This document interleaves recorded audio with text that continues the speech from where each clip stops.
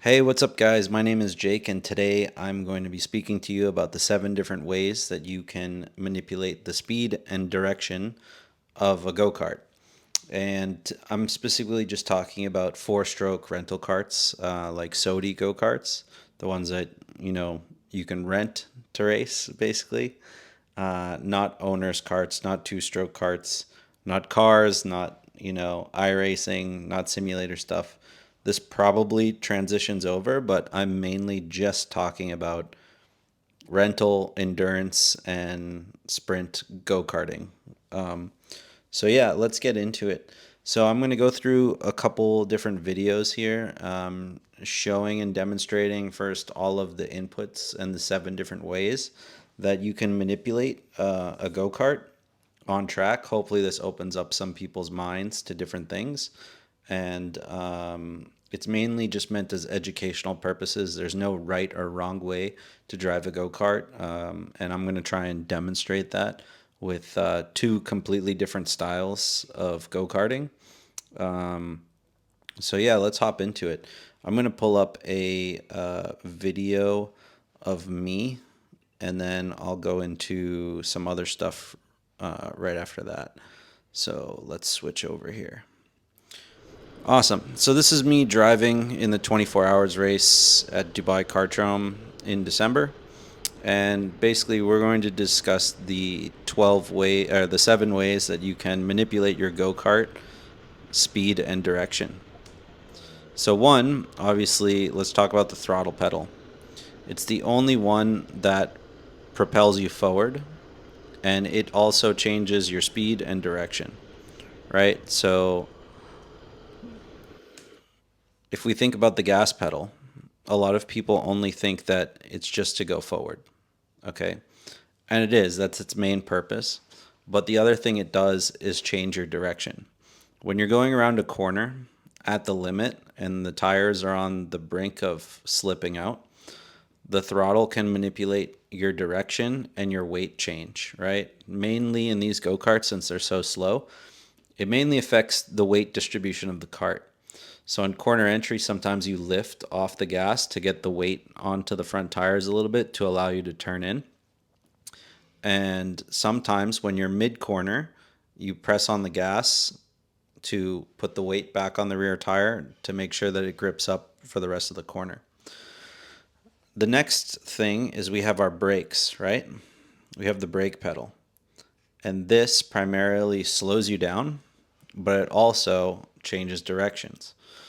So with the brake, it is very important to brake in a consistent manner in these go-karts, right? So in most applications, especially two-stroke, this is where two-stroke drivers I think struggle when they get into four-stroke rental carts, is they spike the brakes and kind of trail off. Okay? Now in two-stroke, I know for a fact because I drive two-stroke a bit. I'm not very good, but your initial hit of the brakes needs to be very kind of, I don't want to say violent, but with intent. You kind of want to lock up the rear a bit, so the rear wheel makes this kind of sound of like boop boop boop boop boop, like that. Like it's a terrible. Pretend it's skidding, but it's like that. It's like stuttering. It's a very audio kind of sound, and I know that's like the worst sound ever that I'm probably making, but it's like a screeching, skipping noise that you get from the rear, and that's accomplished by a hard initial brake input and then backing off. So it looks something like this: you go up, you hold it for a little bit, and then you back off and kind of hold, and then drop off into your trail braking. So your initial brake goes like beyond kind of the limit of the tires, and then you drop down to a consistent braking point and trail off. Well, in these go-karts, it's more linear. So basically, you spike the brake nicely, hold, and then do your kind of trailing off down here. Okay? So in rental go-karting, you want to be in your initial braking shouldn't be very hard. It should be nice and firm. I often say to people you want to brake as light as you can while still getting the brakes to work as hard as possible. So brake pressure wise, you want to be very gentle but firm with it. Like I said, you want to kind of get the brakes up, hold it across, and then kind of trail off. The more you can consistently hold the brakes at the limit, the more these go-karts slow down. So that's a very important piece of information. But yeah, so gas is for changing speed. It's the only one that propels you forward, and direction. And your brakes change speed and direction, slowing you down. But mainly, it's the biggest thing besides braking, like slowing you down, is the change in direction. In these go-karts, that's the biggest thing that changes your direction is the brakes, right? And now we're going to talk about steering, right? Steering, this big thing in front of you, controls the go-kart in two ways. And as you guessed it, it also helps the brakes, right? Your steering, when you understeer or put in too much steering, slows the go-kart down. And also, movements of the steering wheel change the direction of the go-kart. And to be quick in any kind of driving, you're chasing this feeling of neutral steer. Let's see if I do it on this corner. Yeah. So I'm going around this corner right here with my steering wheel straight. See how I wasn't really turning at all? Let's see if I do it here. Same thing kind of here. Very little turning to go through these corners. So you're chasing the feeling of going around the corner with the steering wheel straight. And you want to basically turn with the pedals like everybody says. So with that being said, your brakes and your steering are what you use to slow yourself down. And in rental go-karting, you need to be on the gas quicker and longer than anybody else. Braking slows you down. You really don't want to do it in theory, right? So as we think about this, the best drivers in the world can do something interesting with the go-kart while they're on the throttle, right? Now, so if we put this all together, to be on the throttle earlier and longer, you need to be able to slow, like, because you're never going to be perfect into a corner, right? You try to be perfect, you can be perfect. But if you're in an endurance race or a sprint race and you're doing, I don't know, 100 laps in an endurance race, you're doing each corner a lot. You're doing each corner 100 times. And if there's like 20 corners, you're doing a lot of corners over the course of your stint. And you're not going to do all of them perfect. So, but you can't lift off the throttle or you can't touch the brakes in these carts, because if you touch the brakes, it cuts the throttle. So you can't like use the brake to bring yourself back into the apex if you like go into a corner too quickly. So what you need to do is force understeer. Let's see if I do it in any corner here. This is a good one. See how I induced understeer here? Basically, I'm not lifting, but the steering wheel's turned and I'm sliding the tires to slow the go-kart down enough to make the corner. Okay? And then that allows you to be on the gas and prioritize straights. So with that being said, let's go jump to a video of actual professional drivers, because I'm not a professional driver. And right here we have Dennis Holler. I hope I'm saying his name right. Probably one of the best drivers in the world. And this is from his 24-hour stint, 24-hour race in Bulgaria in 2022. Okay, and behind him, let me just make sure this is in HD. Sweet. And behind him is a guy named Morin Gregory. And they couldn't have more polar opposite driving styles. Dennis is very smooth and calculated and pursues perfectionist kind of driving style, where he enters the corner with the perfect amount of speed, does the whole corner in one steering input only. So he turns in, gets to neutral steer, and basically he's on the gas and the cart does the rest of the work on the way out. But as we see here, Morin Gregory is a madman with the steering wheel. On corner entry, just watch this guy. On corner entry, he's just manhandling the steering wheel. Let's see. Let's go back a little bit. polar opposite driving style than Dennis, okay? And this is very important to note here.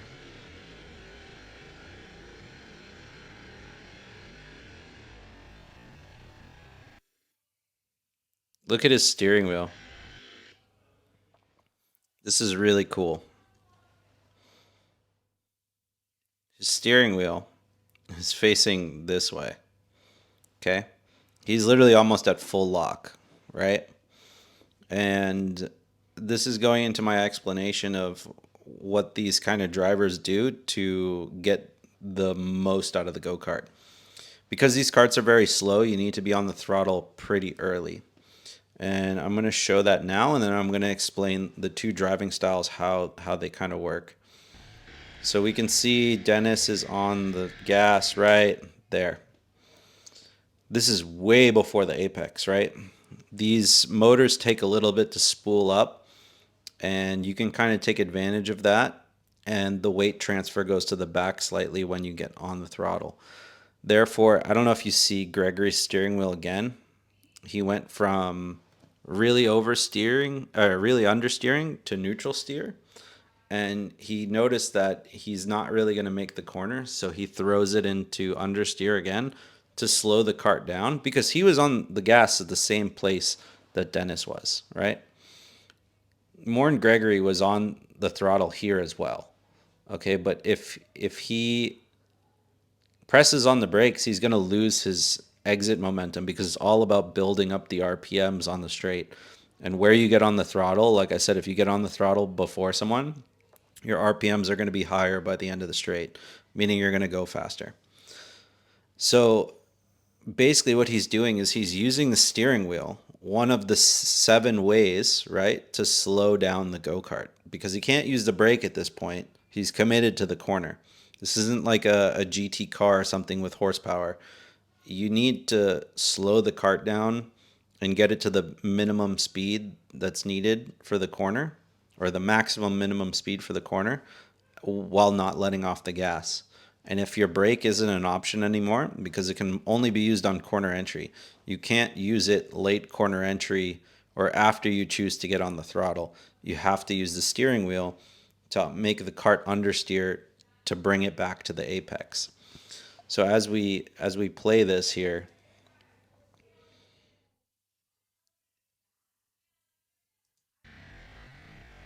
see how Dennis is using the steering wheel slightly to slow the cart down at the apex. You put in minimal steering to slow the go-kart down because you can't use the brakes. And you want to be on the gas as long as possible, right? So this is very important. This is a super duper important skill that you need to master. And it's very, very difficult to get good at it. It took me about a year and a half to now get somewhat close to the pace of these guys. I'm still like 2/10, 3/10 off these guys. That's how good they are, and that's how perfect they are at bringing the go-kart down to the bare minimum speed that is possible for the limit of grip. And now this goes into the 7th way, right? So I'm going to talk about the 7th way now. Right? 1 and 2 is the throttle pedal changes speed and direction, okay? The brake pedal changes speed and direction, and the steering wheel changes speed and direction. That's 6. The 7th one, and why there's not 8, is because your body plays a factor in this as well. As we go down the straight here, we're going to see Moore Gregory lean to the outside. If you look at this, right, his body is here on the outside of the cart. He moved his body to the outside of the go-kart, so when he turns, his body weight doesn't slam into the outside. Okay? Now that's telling you something, that your body weight can disrupt the balance of the go-kart. Now, the best drivers in the world understand this, and they don't just keep their body on the outside sometimes. You're going to have all different kinds of go-karts, and the reason why I'm explaining to you these 7 ways is because each go-kart is going to present a different problem. One might be oversteery, one might be understeery, the brakes might not work too well, you know, the clutch might be slipping on one and you need to baby it. one might turn left better than it turn right. This is, four-stroke rental karting. Your engine might bog down a bit. There's so many different problems that you could encounter in these karts that you need to learn to drive around. And there's only 7 ways that you can manipulate the go-kart. So like, let's say for example, oh, my kart's brakes suck. They're so bad. I can't brake at the same spot that other people can. Well, you would have to adapt some of more in Gregory's style to induce heavy understeer on corner entry to get the kart slowed down, right? Example on the other side of things, like let's say your kart doesn't turn right, but it turns left, okay? You're going to need to now use your body weight to put more pressure on the outside tire that doesn't turn the way that you want it to. So let's say it turns right, but it doesn't turn left, okay? If it doesn't turn left, that means you need to put more weight on the right side or outside tires. And you can manipulate your body weight very heavily in the seat, honestly. And in some instances, when you're going over crests and through chicanes, you can kind of kick your butt out into the side of the seat in different ways to manipulate this. So this is kind of why I'm telling you all of these things, is because I'm trying to paint a picture of what the best drivers in the world do. And hopefully this kind of enlightens you of how they're quick in like every single go-kart. Because there's a formula that you can work around problems with. And when you work around these problems, you start to realize it builds confidence, basically. Like, oh, this kart isn't turning left, but I'm keeping up with people because I know how to manipulate my body better than other people. Or I can use the steering wheel to slow down and the brakes. Like, if my kart's really not steering that well, I can use the brakes to rotate the kart a certain way. Because remember, the gas is the only one that propels you forward, but you have the brakes and the steering to change direction of the go-kart. So you can use those two in a nice little way to get the desired result that you want, which is chasing that kind of neutral steer feeling and keeping your speed as high as possible for each corner. So yeah, really hope this kind of little conversation enlightens some people about what the top drivers do. And I'm going to try and explain kind of what I'm doing to achieve this. I'd say I'm in between an advanced driver and a top level driver, and I'm slowly bridging the gap between my pace and someone like Gregory and Dennis's pace. I think I'm about 2 or 3 tenths off per lap, which is pretty close, but also a long, long way.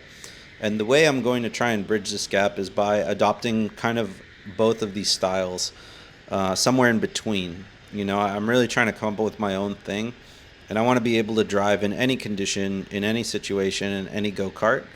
And this is kind of how I've come up with a way that I want to do it.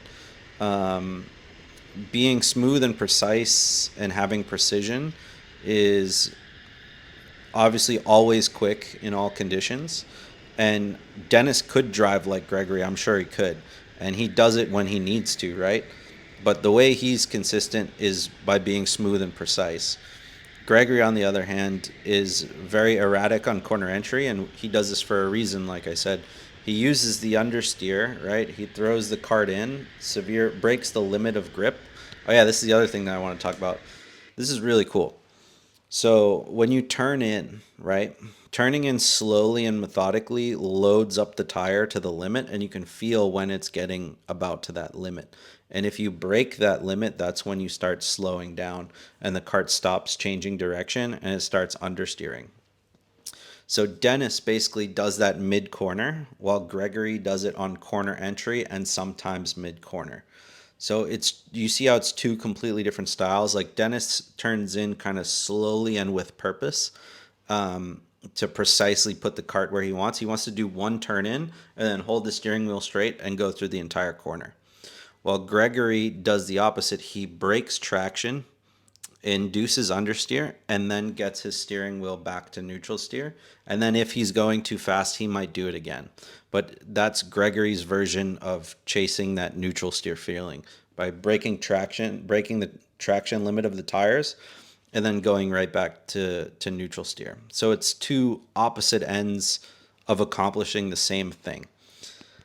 So yeah, I'm trying to do something in between where I really like driving smoothly if the cart allows me to.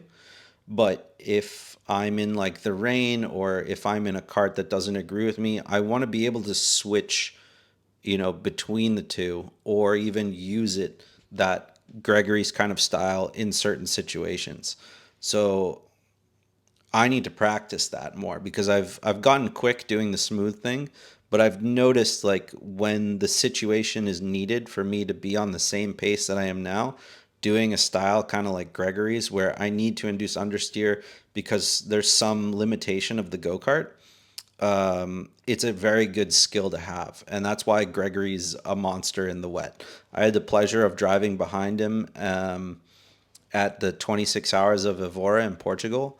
And I came out of the pits, and about halfway through my stint, he passed me. And then and I had a quicker go kart. So like the engine and motor on mine was a little better for sure. I was catching him down the straights, but I only kept up with him for 2 laps, and that was it. So that's kind of the difference. So he basically pulled about a second on me after 2 laps. So I was like a half a second a lap. But yeah, that's kind of what my next step is. But I just wanted to share with you kind of this mentality and this progress. So hopefully you can kind of see what you're missing. Because a lot of people complain about go-karts. There's like engine power, which you just kind of can't get over, but handling characteristics you can work around because there's 7 different ways that you can change direction with the go-kart. And if one or two is lacking, the other, the other 5 need to take its place. In my kind of rule book, if 3 things are wrong with the cart, then it's a lost cause. But if you have 2 things wrong, like one handling issue, and then like let's say that the handling issue, and like let's say the brakes are kind of like they're kind of spongy or a weird feeling brake, you can still drive around that. You can find a way to do it, is what I'm saying. But if you have 3 things wrong and you only have 4 options, especially when the throttle is the only thing that you can use, and these are very low horsepower carts, that's when I kind of write it off to that's a cart issue. But if the motor's decent and you can keep up on the straights, and there's 1 or 2 things wrong with the handling, like let's say it doesn't turn left and it's kind of understeery, you should be able to drive around that. But yeah, I hope you guys learned something here. I really, really am looking forward to hearing your responses on if you think I'm full of shit, or if you like what I'm saying here. I'm going to do another video specifically on braking, because I think that's really important. I just kind of scratched the surface with it, but I hope you guys really, let me know what you guys want to see next. So thanks. If you enjoyed this content, please like, comment, and subscribe. We're going to do more videos and take a deeper dive into the 7 ways you can adjust your speed and direction in a go-kart. So look out for that. I would like to give a shout out to Dennis Holler and his account, Holy Kart. Go check him out on YouTube. He's a great account to follow. So we'll see you in the next one, guys, where we take a deeper dive into all these concepts.